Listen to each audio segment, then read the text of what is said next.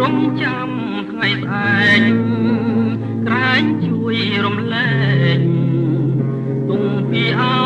រ៉ាហំព្រោះរូបខ្ញុំប្រពន្ធលែងចោលម្នាក់ឯងតែតោនឹងវត្តកំព្រា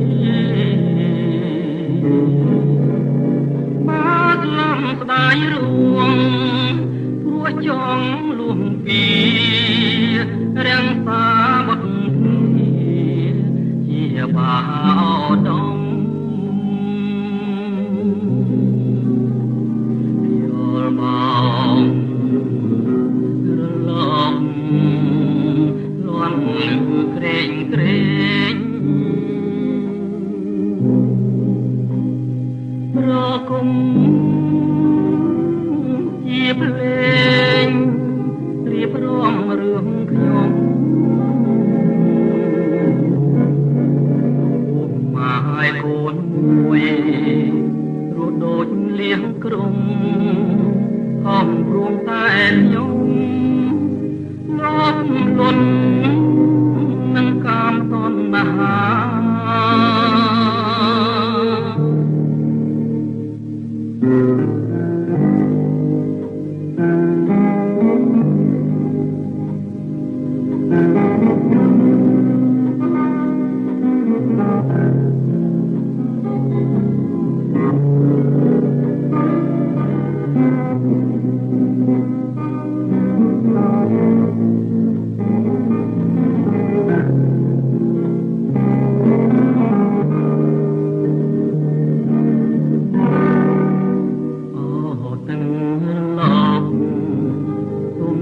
ប្រណី